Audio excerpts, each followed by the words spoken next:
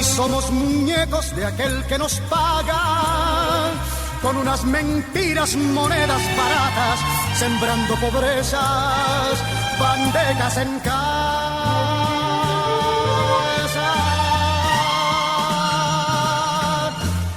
Yo quiero un pueblo que ría y que cante, yo quiero un pueblo que baile en las calles, yo quiero un pueblo, yo quiero un pueblo que ría y que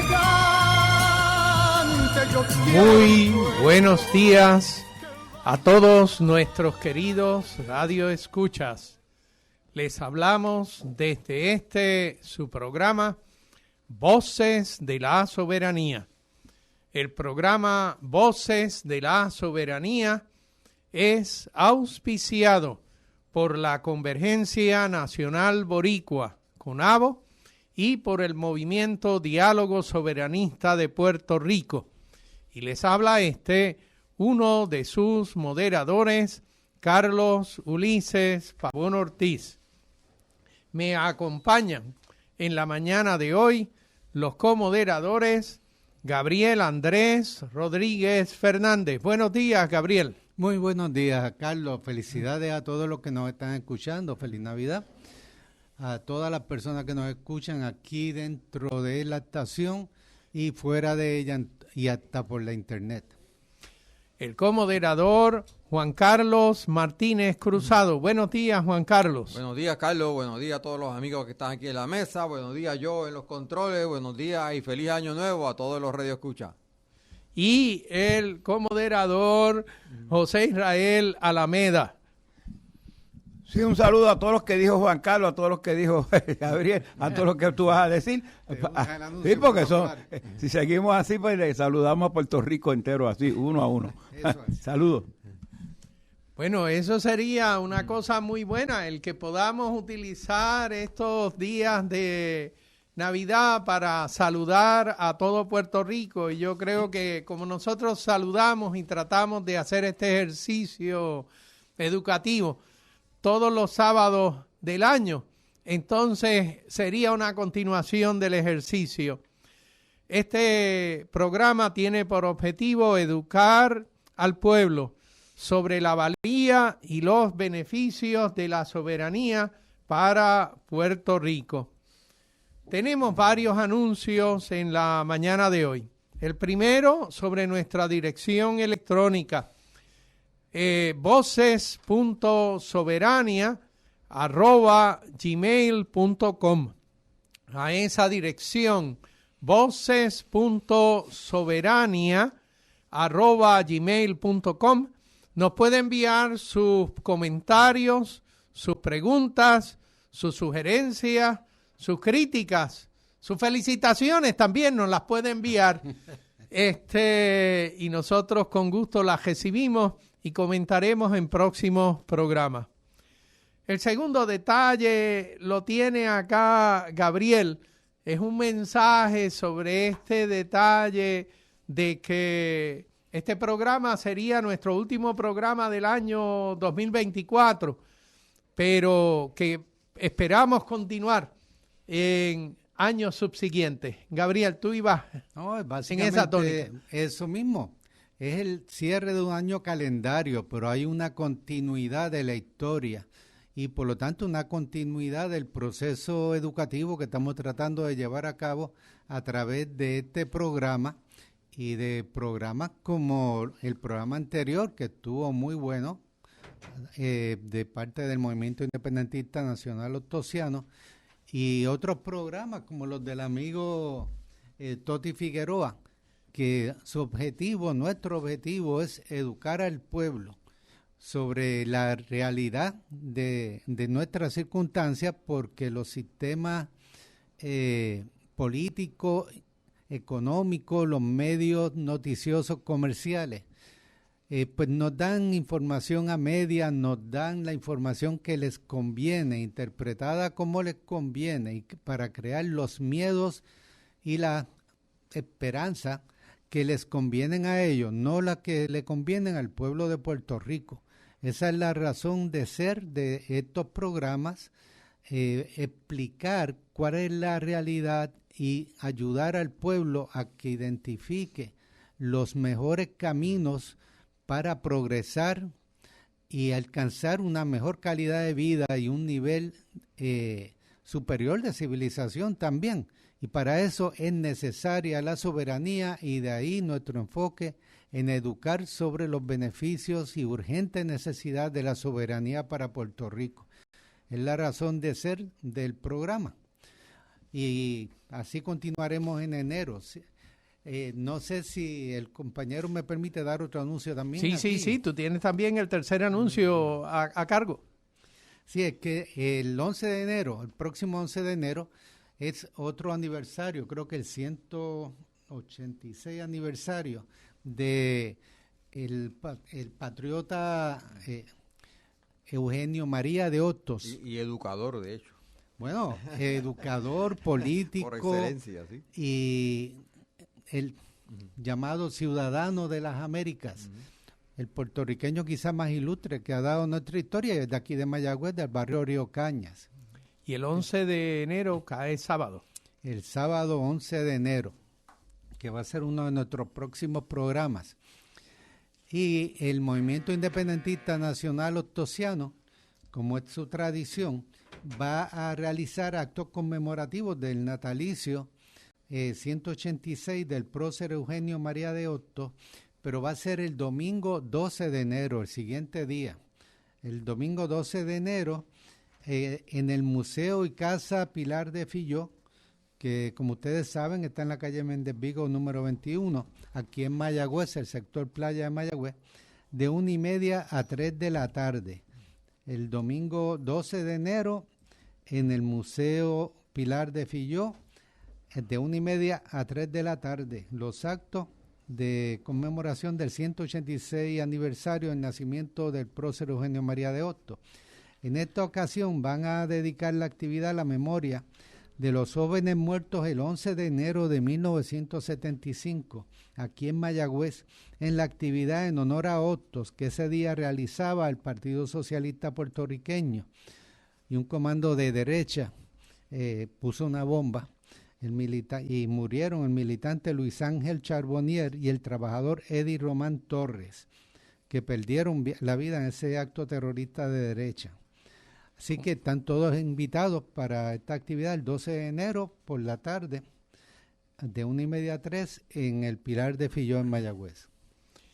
En esta ocasión nosotros queremos dar inicio también a un segmento en nuestro programa sobre educación, y queremos, cumpliendo nuestra filosofía del programa de educar al pueblo, queremos educar sobre lo que serían algunos principios de economía y algunos principios de política. Creo que esto le llamarían economía política, pero realmente son algunas ideas que han permeado a lo largo de la historia de la humanidad.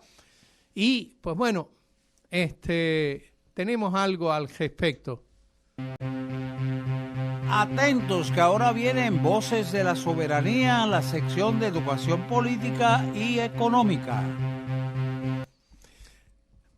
Pues bienvenidos todos a la sección de educación política y educación económica. Hoy, de una manera muy especial, tenemos con nosotros a uno que ya se presentó, José Israel Alameda Lozada, que es un experto en economía, ¿verdad?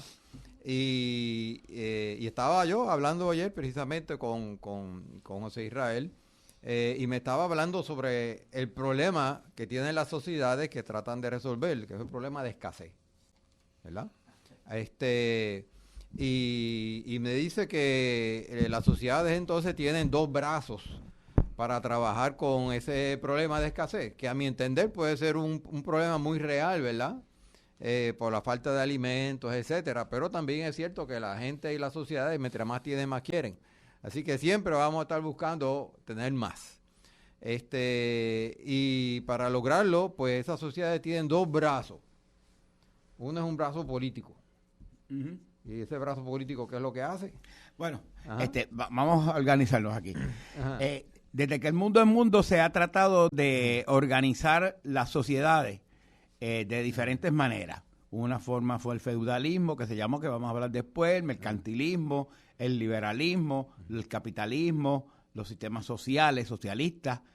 Y esos son vertientes, paradigmas. Pero fundamentalmente toda sociedad va a necesitar dos cosas, dos brazos. Uno es organizar la economía, organizar la forma en que resuelve el problema económico. ¿Cuál es el problema económico según los economistas? Le llamamos la escasez. La escasez es un problema insoluble, no tiene solución, no es como un problema matemático cuando uno le da, aquí en la clase de física, que uno va a la clase de física y le da un problema ahí, que nunca lo resuelve uno tampoco, porque este tipo Pavón pone unos números ahí raros y una fórmula rara. Pero la economía trata de resolver la escasez. ¿Qué es la escasez? La escasez es que no hay suficientes recursos para producir todos los bienes que la sociedad quiere. Por lo tanto, es como decía Wilfredo Ríos Olivera en forma chistosa, que en paz descanse, es la primera ley del gran combo. No hay cama para tanta gente. O sea, no hay recursos para todo lo que queremos en la sociedad. Por lo tanto, la sociedad tiene que organizarse para ver cómo asignan de la mejor manera esos recursos escasos. Eso se llama la escasez.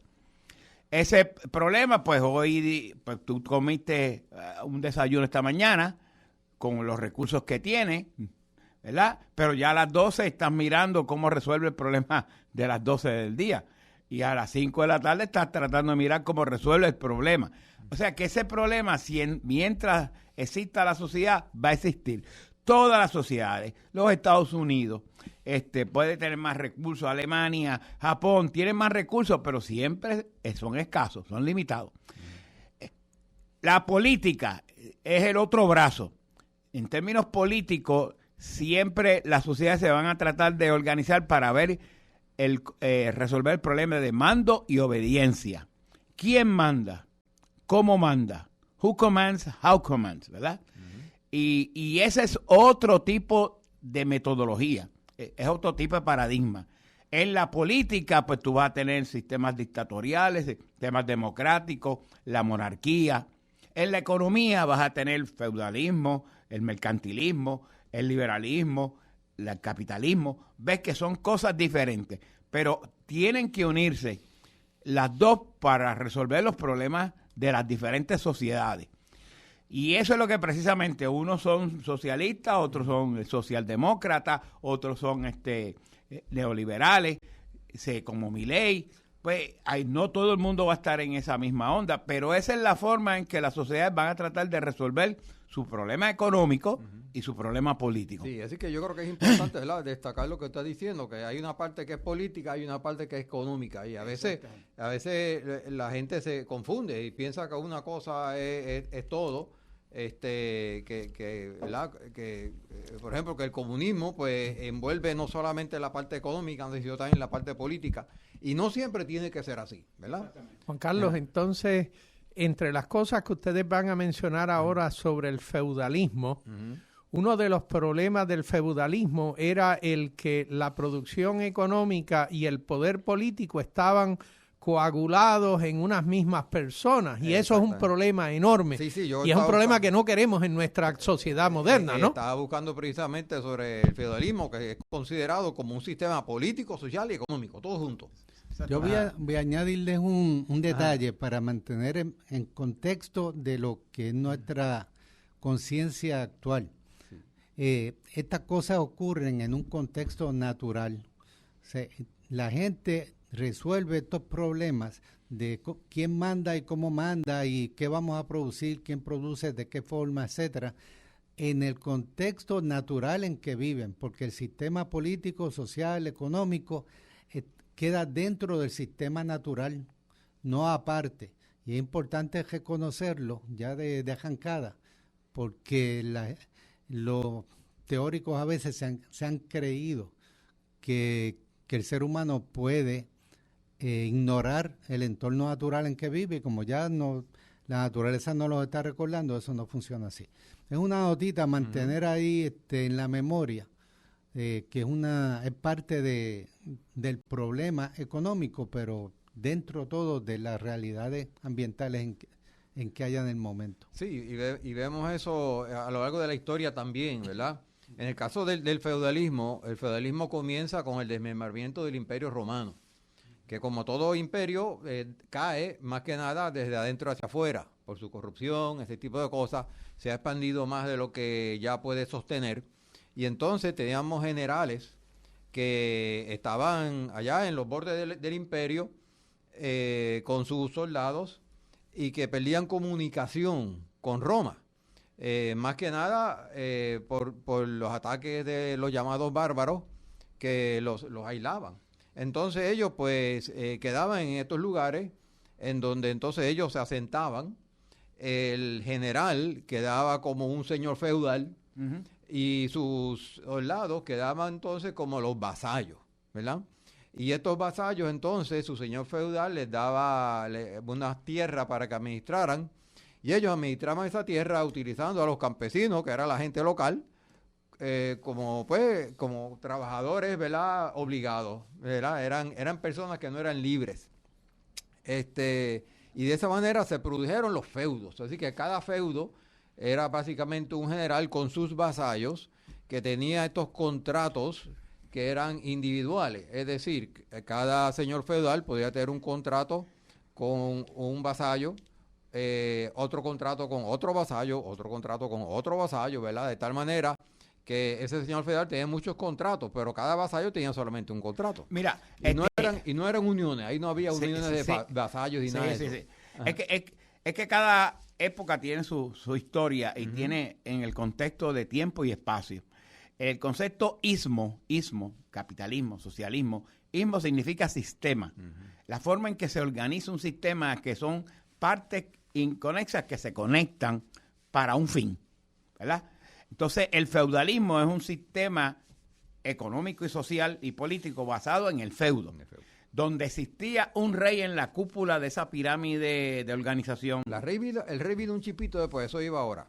Sí, entonces estaba el señor feudal. Ajá. El señor feudal. Había un contubernio entre el señor feudal y el rey. El rey permitía el derecho de la propiedad a esos señores feudales. Estaba la iglesia también, ¿verdad? Porque siempre la iglesia ha tenido un rol protagónico en casi todo, en la historia de la Edad Media y en la actual. Y están también los vasallos, los siervos, que eran los que producían. Así que tú tenías una estructura de la propiedad, ¿verdad? De la tierra, que era el feudo, que es lo que hacía producir los bienes agrícolas, que es la primera forma en que los seres humanos, de acuerdo con la escala de Maslow, ¿qué es lo primero que uno tiene que resolver? Alimentación, albergue, agua. Y el agua y la vestimenta, ¿verdad? Y eso era precisamente lo que fundamentaba el sistema económico y político. Sí, era agricultura y artesanía. En la artesanía, pues, ropa, también el trabajo en caminos, trabajo posiblemente en carretas, herramientas y vivienda, ¿verdad? Y muebles. Armas también. Defensa. Armas también, sí, porque de hecho los feudos puedo. Bueno, la cuestión es precisamente esto que estaba hablando de la transición esta entre solamente señores feudales y reyes. Ocurre especialmente con cuando llega Carlomagno, ¿verdad? Porque el Papa León III, cuando es nombrado Papa, esto ya es para el año 800 después de Cristo, le envía una carta a Carlomagno, que Carlomagno no era romano, ni siquiera era no era del área de lo que es Italia hoy en día, sino que era ruso, de Bélgica. Era de Bélgica. Sí, entonces y le mandó una carta junto con las llaves de la tumba de San Pedro, tú sabes, le estaba entregando la Santa Sede a Carlomagno y con eso está legitimando el poder de la etnia germánica que había estado dominando sobre los distintos lugares romanos, ¿verdad? Y entonces, ¿qué pasa? Eventualmente ocurre esta guerra civil para el año 843 después de Cristo, que hace que el imperio de Carlomagno se divida en reinos. En reinos. Entonces, cada reino tenía un rey y bajo ese rey podía haber una serie de señores feudales, ¿verdad? Exactamente. Y ese rey, ¿quién era? Pues había sido un señor feudal, ¿verdad? Y ese señor feudal había dominado con un arma sobre otros señores feudales. Este es el tiempo de los castillos, ¿no? Donde cada feudo, pues cada señor feudal tiene su castillo, o el rey tiene su castillo, y el castillo es amurallado para defenderse de los demás. De hecho, hoy día, si tú vas a Europa, yo estoy en Inglaterra, ¿verdad? E iba a Gales, iba a muchos sitios a visitar castillos. Castillos que pertenecían y están presentes y se conservan. Y está presente la forma de organización. Yo recuerdo haber entrado a un castillo, ¿verdad?, donde estaba la forma de organización, estaba el trono del rey, estaba, el rey no, el señor feudal, todas esas cosas, y las grandes estancias de terreno, ¿verdad?, donde vivían los cuarteles, los vasallos que producían la tierra. Había un contrato social importante entre el vasallo y el señor feudal. Tú me protegías, yo era vasallo, ¿verdad?, y la producción, ese contrato social, era que mi producción, parte yo lo usaba para mi comida, y se lo daba en impuestos, en pago a ese señor feudal. Así que esa forma de organización social económica responde a las condiciones históricas del momento que sucedía en Europa. ¿Cómo se caen los sistemas? Bueno, los cambios tecnológicos. Eso Karl Marx lo dijo. Es el cambio tecnológico lo que lleva a que tenga que moverse de un modelo social, político, económico hacia otros modelos.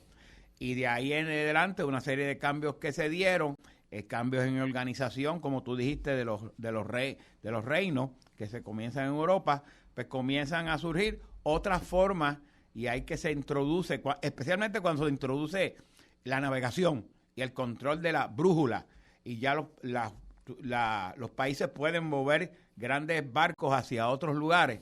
Ahí es que hay un cambio tecnológico que comienza una era que se llamó mercantilismo, que es lo que vamos a vivir después. Bueno, hay algo, si me perdona la interrupción, para poner también en contexto lo que estamos hablando.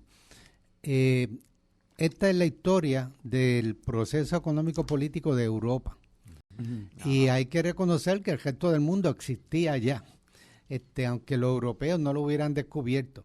O sea, en Asia, en África, en América, en lo que sería América del Norte, América del Sur, existían sociedades, a veces algunas incluso más antiguas que estas ciudades europeas, pero como señalaba Alameda, lo que va determinando estos cambios en la sociedad, en la evolución de los sistemas político-económicos, es la evolución de las tecnologías de producción, la capacidad que tenga cada sociedad de producción.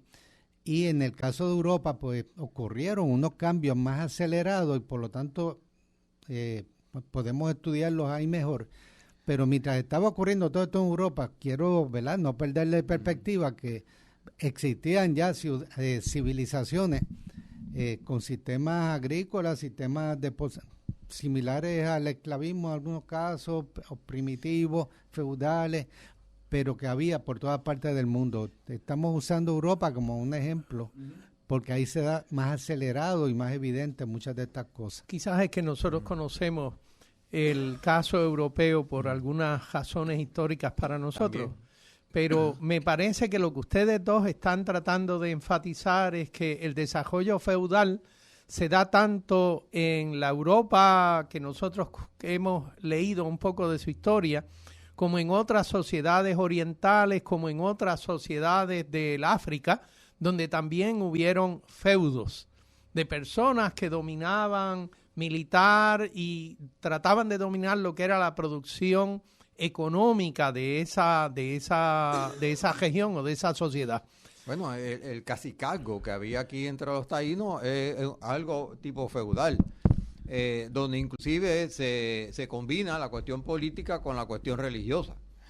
Mira, en términos económicos hay un trabajo excelente de un profesor de economía de Harvard, Robert Ray Brunner, que se llama si me acuerdo, cómo se hizo la sociedad económica. Y él dice que hay 3 tipos de modelos generales que surgen las variantes. Primero, el sistema tradicional, lo que eran los indígenas, una forma de organización para producir los bienes como pescaban, se traducía en herencia, ¿verdad? Una tribu, ¿verdad? ¿Cómo que yo pescaba? Pues yo le enseñaba a mi hijo a pescar. Cogete la coa y coge este palo y pesca los peces allí en el río Sábalos, en Mayagüez. Segundo, la forma centralizada, la autoridad. Y la forma centralizada no tiene que ser mala, porque nuestra organización económica se llama la familia, porque es una organización. Nuestra familia era autoritaria. ¿O es que tú le decías a tu papá, no, yo quiero comer bistec, y tu papá, no, tú vas a comer lo que hay aquí? Mi papá decía, sí. Esa es autoridad, y te vas a vestir así porque tienes que ir a la iglesia. Bueno, la cuestión y perdóname, para terminar, y la sociedad descentralizada, la tercera, que es mayormente sociedades de mercado, y hoy día pues sociedades de mercado de alguna manera intervenidas. Así que está el sistema económico tradicional, los indígenas, el sistema o tribu, el sistema autoritario y el sistema descentralizado. Pues para acabar, ¿verdad?, con nuestra sección, nuestro segmento, claro. quiero destacar que el hecho de que la tecnología pues lleva al crecimiento de la población, entonces se desarrollan estas ciudades. A estas ciudades migran los campesinos que eran el trabajo las personas que trabajaban principalmente en los feudos. Los feudos entonces se debilitan, se fortalecen las ciudades, ahí se desarrolla una clase de burguesía, y la clase de burguesía entra en básicamente un contrato con los reyes, en donde ellos le rinden pleitesía al rey, le pagan unos impuestos al rey a cambio de unos privilegios, y el rey ya no depende tanto de los feudos para sostenerse, sino que ahora depende de las ciudades. Podemos decir que se independiza de los señores feudales, crean sus propios ejércitos, crecen las mismas monarquías, y las monarquías entonces comienzan a tener conflictos las unas con las otras, porque se encuentran las unas con las otras. Por ahí surge entonces la guerra de los 100 años entre reyes de Francia con los reyes de Inglaterra, que gana eventualmente los reyes de Francia. En esto también es muy importante las cruzadas.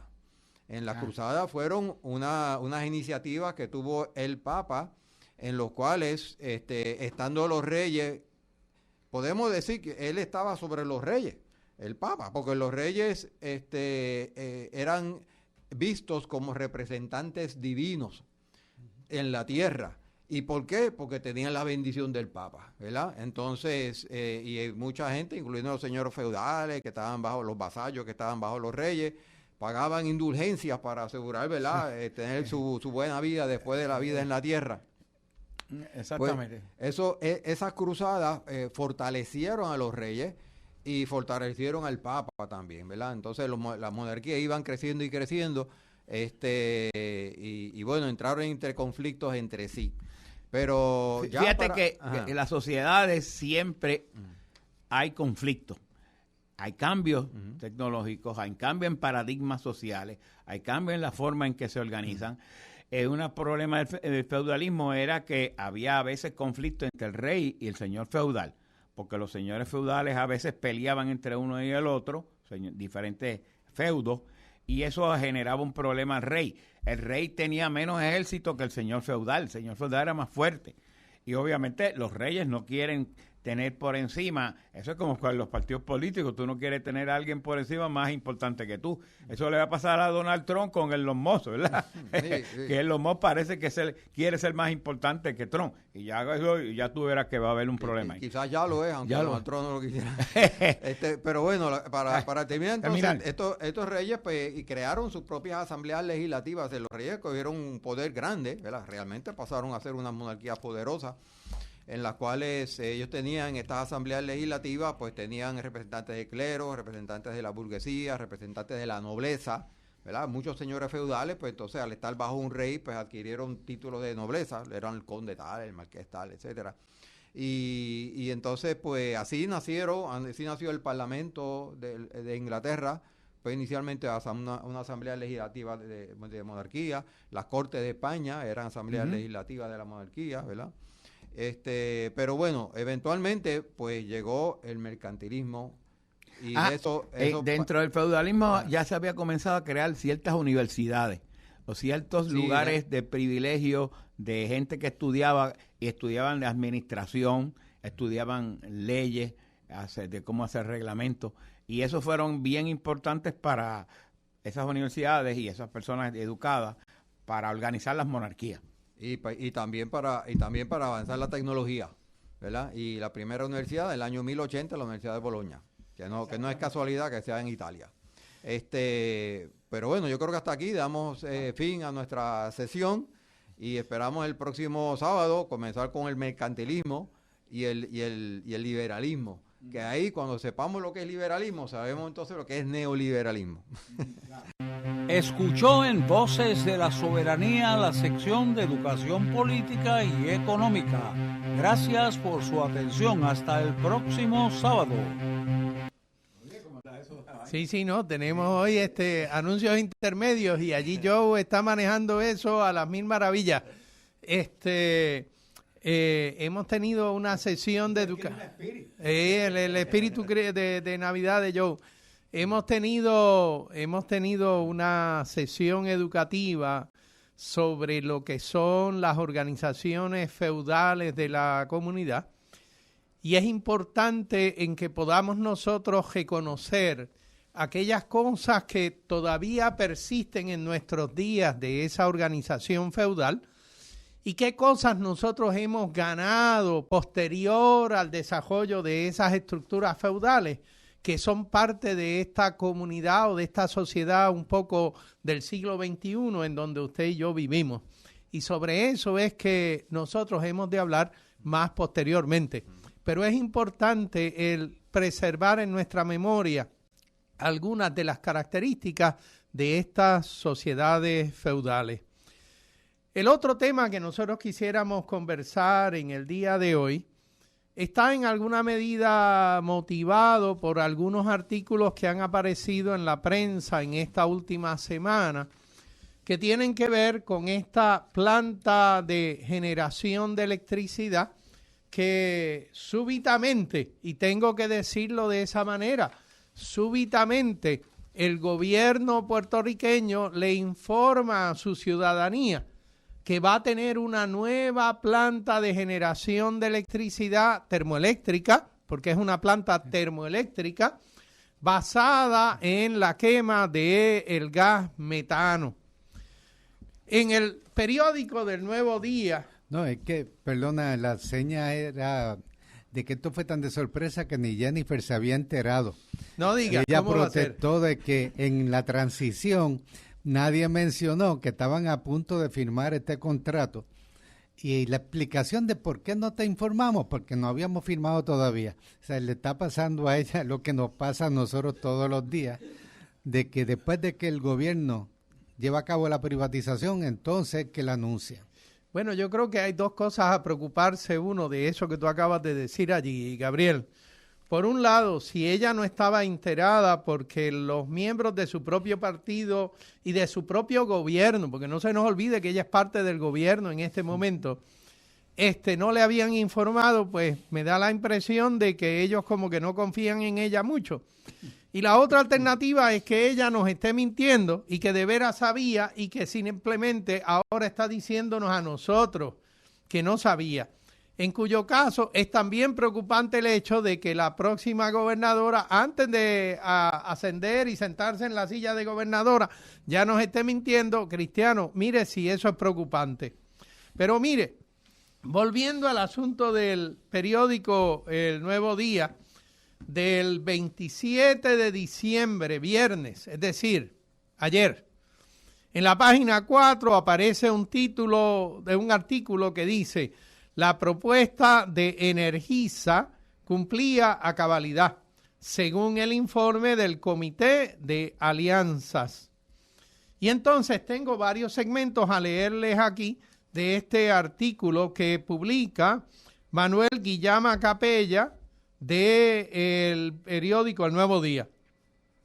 Dice: el Comité de Alianzas, que evaluó las propuestas recibidas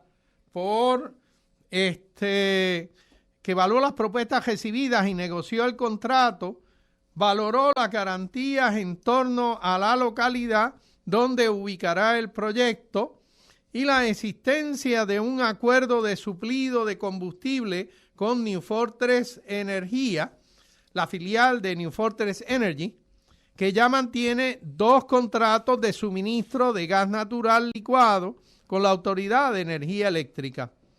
La propuesta de Energisa, que es un consorcio, es un contrato de 30 años que el gobernador Pedro Pierluisi anunció el pasado domingo. La contratación de Energisa fue el último paso del trámite iniciado en marzo de 2023.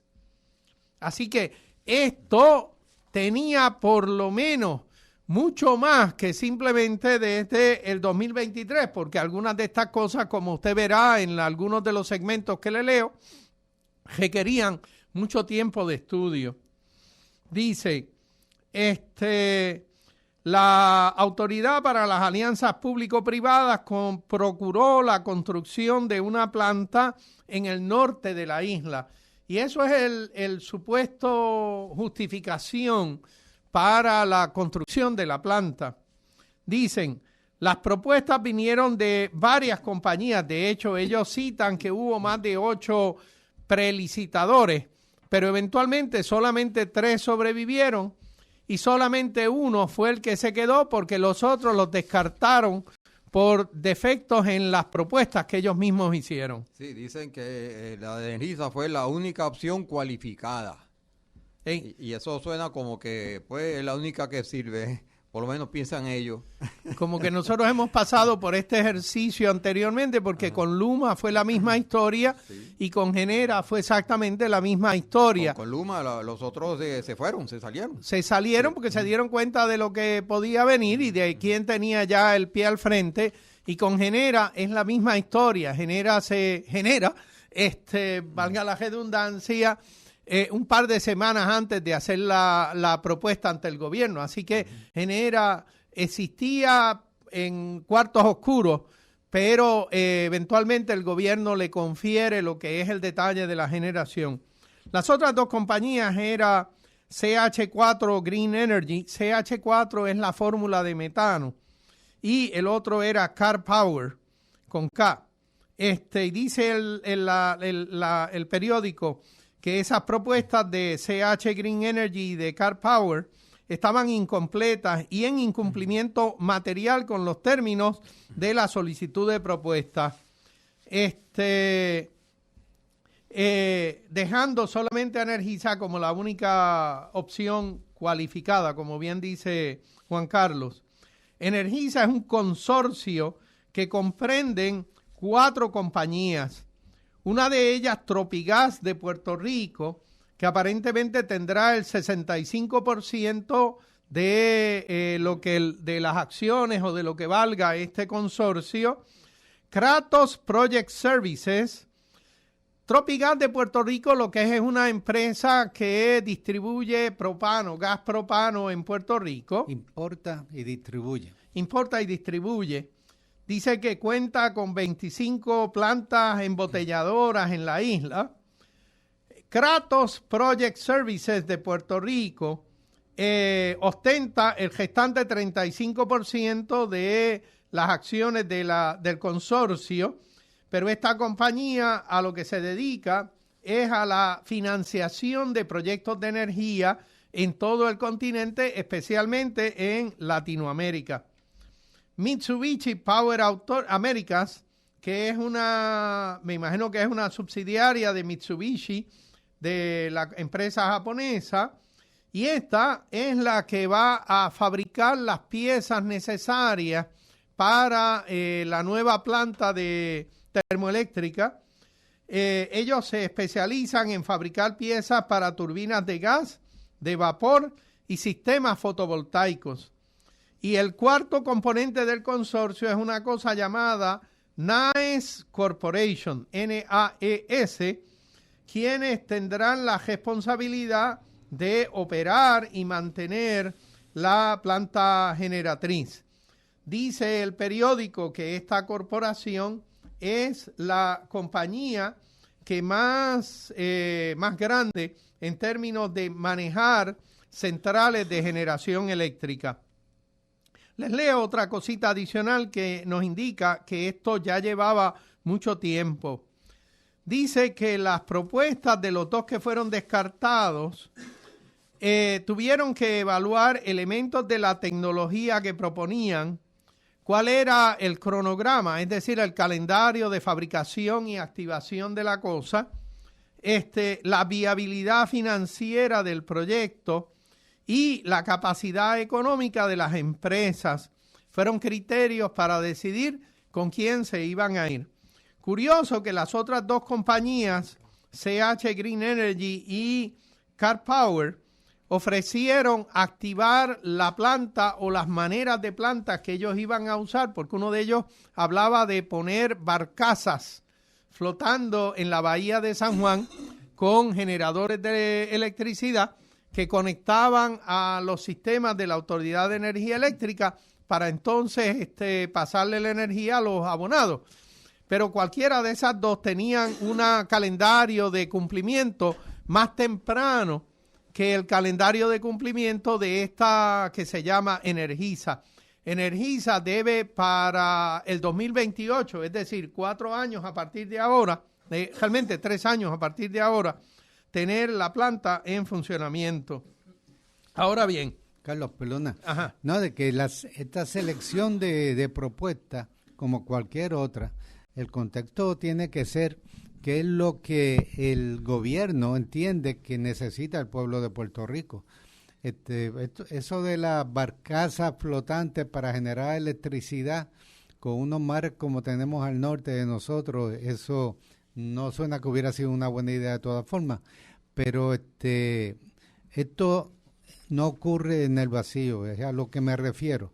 Y se supone que lo que el gobierno tenga como política pública de lo que va a hacer es la ley de política pública energética que ha existido hace muchos años y que habla de llevarnos a la generación sostenible y que ahora la gobernadora piensa enmendar, por cierto. Correcto, sí, pero eso es lo que iba a decir, que ya se está diciendo, vienen los atisbos de que se intenta enmendar esa ley, especialmente esas proporciones de 40% al llegar al final del 2025 y 2050.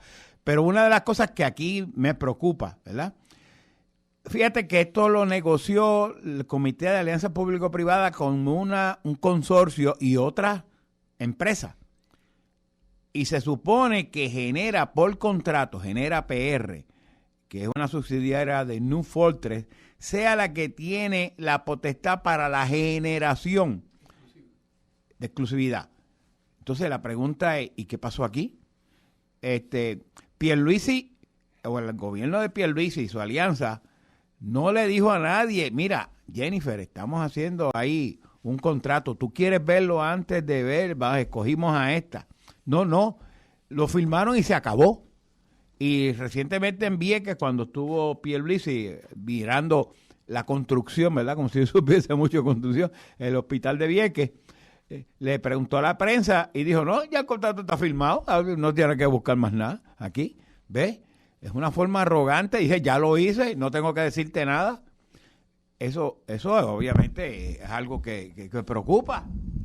Bueno, curioso porque esta gente tenían... Bueno, sobre eso creo que es importante comentar, ¿verdad? Que uno de los mayores inversionistas de esta planta es Guillemar, el cuñado de Pedro Pierluisi, y otro de los inversionistas es Federico Stuve, que está dentro del comité de energía de Jennifer González y que es una persona que... un desarrollador sí, de grandes proyectos en Dorado y otras partes de Puerto Rico. Es un gran contribuyente de la campaña de Pierluisi, que supongo que ya pronto pasará a ser un gran contribuyente de las campañas de Jennifer González.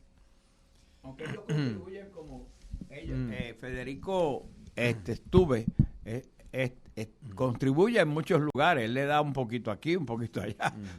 Sí, el alcalde de Dorado le está contribuyendo hace muchísimo tiempo porque le ha dejado construir allí medio municipio. Mire, dice el artículo que aunque la fecha de operación comercial de Energisa es en el 2028, parece tratarse de una meta alcanzable demostrada por un calendario detallado y el trabajo ya comenzado en el ámbito de permisología ambiental por parte de Energisa. Sí, ya están buscando permisos, ¿verdad? Pero hasta ahora no hemos escuchado ninguna vista pública, nada al respecto. De hecho, están diciendo de que van a recibir el gas natural de la planta, del terminal que hizo New Fortress sin permiso, y que ahora es objeto de una declaración de impacto ambiental que está preparando la FERC, ¿verdad? La Federal Energy Regulatory Commission. Es decir, que están poniendo su huevo en una canasta que en estos momentos no es legal. Y la ubicación, creo, no sé si el artículo lo especificará, tú me aclara, pero por las fotos donde ponen la imagen de cómo va a ser la planta, parece el Capeco. Bueno, en realidad, ¿En serio? ¿Está Capeco ahí, Sí, la planta es un espacio dice aquí, 13 acres, en donde van a construir la planta, realmente en territorio de Guaynabo, no de Cataño, pero eso es donde está Capeco. La frontera, donde está Capeco, que conecta al terminal de gas. Y entonces ellos ya no tan solo han comenzado a pedir permisos para asuntos ambientales, lo cual es medio peculiar porque si todavía tienes una planta que está puramente en diseño, entonces la concesión de permisos ambientales casi pudiera ser un cheque en blanco sobre la llamada construcción y la operación de la planta. Ellos inclusive ya tienen órdenes de compras para materiales de larga espera que pudieran llegar para el 2025. Así que en realidad, y claro, uno de los miembros del consorcio son los que han de fabricar estas piezas, es la llamada Mitsubishi Power. Así que el comité conformado por la Agencia de Alianzas Público-Privadas incluía los siguientes personajes, y aquí es donde viene lo que Alameda nos estaba diciendo. Dice, incluía el director ejecutivo de la Autoridad de Asesoría Financiera y Agencia Fiscal, Omar Majero, que es el secretario de Estado actual de Puerto Rico, el director de la Autoridad de Energía Eléctrica, Josué Colón, quien estuvo en las vistas de transición, el presidente de la Junta de Gobierno de la Corporación Pública de la Autoridad de Energía Eléctrica, Francisco Vejíos Portela, quien ciertamente sabía de este cuento y participó de las vistas de transición. El ingeniero Memphis Cabán, también miembro de esa Junta de Gobierno de la Corporación Pública. Y por último, la licenciada Silvia Ugarte, comisionada asociada del negociado de energía. Así que todos los que estaban allí son funcionarios del gobierno. Y entonces, a mí, lo lamento, se me hace bien extraño que la llamada gobernadora electa o ninguno de las personas que están en su comité de transición o ninguna de las personas en el comité de energía, comité energético que ella puso, de transformación energética, no supieran nada de esto y no le dijeran nada. Si es cierto que no le dijeron nada a propósito, pues entonces me parece que ella lo primero que podría hacer es botarlo como bolsa de basura del llamado comité energético, porque en realidad no son personas de su confianza. O ella no está en la confianza de ellos. Permítame mencionar un par de cositas adicionales aquí. La operación comercial de la planta habría de comenzar 7 meses después que venza el pacto de la Autoridad de Energía Eléctrica con la cogeneradora AES, que es la cogeneradora que está en peor posición económica actualmente. La carbonera. La carbonera. Que está generando una alta proporción de la energía que se está consumiendo. Ahora, por eso mismo Jennifer González ha dicho de que a lo mejor le va a extenderle la vida a la AES, pero para eso requeriría entonces una enmienda a la Ley de Política Pública Energética, porque la Ley de Política Pública Energética de Puerto Rico prohíbe el uso de carbón para generar energía eléctrica a partir del año 2028. Pues entonces quizá el llamado Comité Energético de Jennifer González ahora empezamos a entender por qué allí no hay un solo ingeniero que sepa algo sobre sistemas de electrificación de Puerto Rico, porque el objetivo de esa comisión energética de Jennifer González no tiene mucho que ver con el sistema de electrificación de Puerto Rico. Con lo que tiene que ver es con otra cosa, es con los acuerdos contractuales con unas y con otras compañías, según le convenga a, lamentablemente decirlo así, a la gobernadora recién electa. Bueno, Esa los asociados de ella, porque ella quizás directamente no gane económicamente con estos contratos, pero los asociados de ella, los que le pagan la campaña, los que la están impulsando desde hace años, la industria del gas de Estados Unidos, el gas metano y otros sectores de la economía, esos son los que van a estarse beneficiando de todo esto y no el pueblo de Puerto Rico, que si fuera a ser para el beneficio del pueblo de Puerto Rico, ese comité de lo que tenía que estar lleno era de los especialistas del Colegio de Mayagüez sobre todo, los especialistas en cómo mover nuestro sistema energético hacia la sostenibilidad y a que no sea contaminante y que sea resiliente, que sobreviva huracanes y todas esas cosas. Déjame entonces seguir un poquito en la línea que va diciendo Gabriel allí. Miren, el artículo menciona que la planta esta va a generar en el orden de 470 y tantos megavatios, que en realidad la llamada propuesta era para que fuera una planta que pudiera generar 300 megavatios. Esta va a generar un poco más que eso. De hecho, como un 66% más, según lo que aparece en papel. Acuérdense, el papel aguanta todo lo que le escriban. Ahora bien, ¿por qué menciono esto? Y digo que voy siguiendo la tónica de Gabriel. Y es que, por lo que hemos discutido en este programa, hay más de 130,000 abonados que han puesto placas solares en los techos de sus casas.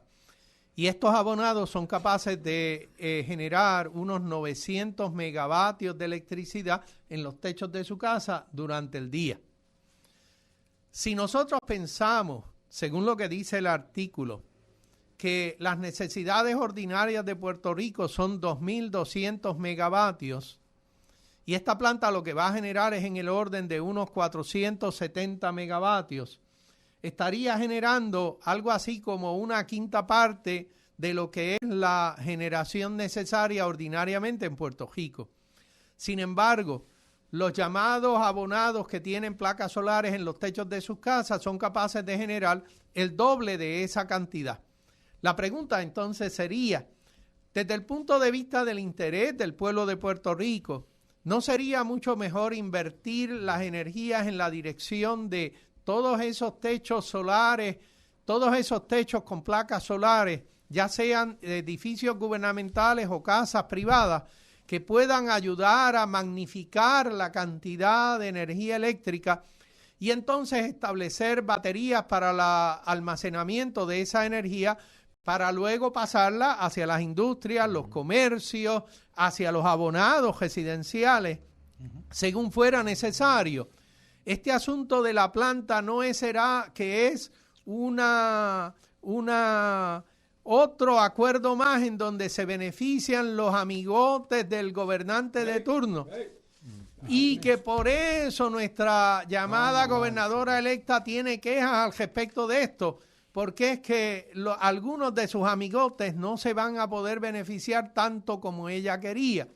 Si aquí hay unas personas que le van a vender el gas natural, el llamado metano, a este consorcio para la operación de la nueva planta, y quien le va a vender esto es precisamente New Fortress Energy, porque es una de las subsidiarias de New Fortress Energy quien le provee el gas metano actualmente, y eso es lo que está en el contrato para la construcción, es que continuarían los contratos de provisión con New Fortress Energy. Yo recuerdo que mucha gente se preguntaba cuando estaban ocurriendo las primarias, pero ¿por qué Jennifer González se tira en unas primarias contra un incumbente? Eso es algo nuevo en Puerto Rico, ¿verdad? Pero ¿por qué? Porque es que ellos no proponen sistemas de gobierno marcadamente distintos ni nada. La política de ellos es la misma. Entonces, ¿por qué hay que hacer una primaria? ¿Por qué tienen que competir uno con los otros si proponen básicamente lo mismo? Pues, pero representan intereses económicos ligeramente diferentes. Y detrás de ambos está New Fortress, que es el mismo interés. Es como la pelea entre las gangas de mafiosos, ¿verdad? Los dos son mafiosos, los dos lados son mafiosos, es lo mismo, pero este se llama Juan y el otro se llama Pedro. Ajá. Exactamente. Sí. Entonces, hay una cosa aquí que esta Tropigas, ella lo que vende es gas propano. Y es muy probable también que se combine o se utilice, en vez de gas metano, el gas propano. Gas propano se intentó hace como 10, 12 años, cuando Luis Ortiz era presidente el primer ejecutivo de la Autoridad de Energía Eléctrica, José Ortiz, traer una proporción de gas propano. Y una de las cosas que se descartó fue que el seguro era el doble de lo que es el gas metano. ¿Por qué? Porque es más contaminante, es más propenso a escape y una serie de cosas, y duplicaba el seguro. Y obviamente no había cama para tanta gente, no había nómina, y se eliminó el uso del gas propano.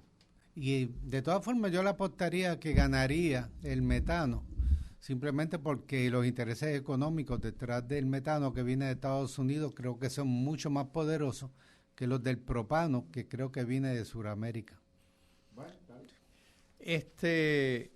Un par de cositas adicionales que en este artículo son notorias, y es el asunto de que en todo el artículo no se menciona cuánto es el costo de esta iniciativa para el pueblo de Puerto Rico. Se habla de que esto tendrá 30 años de vida, más 2 renovaciones de 10 años cada una de ellas, así que potencialmente 50 años de vida para este proyecto, cargándole al pueblo de Puerto Rico, pero el artículo no menciona absolutamente nada sobre los costos.